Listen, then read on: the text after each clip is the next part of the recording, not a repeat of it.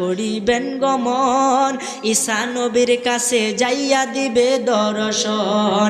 ঈসা বলে আমি পাপী বড়ই গুনাহগার, আমার কি আর সাধ্য আছে করিতে উদ্ধার।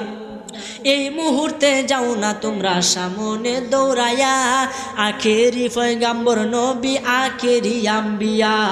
এই কথা শুনিয়া সবাই করিবেন গমন, দয়াল নবীর কাছে যাইয়া দিবে দর্শন।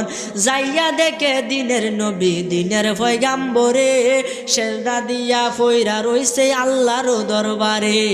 আল্লাহ বলে ওগো দোস্ত তোমারে দেই কইয়া, এই মুহূর্তে সেজদা কানা লও না রে উঠায়া।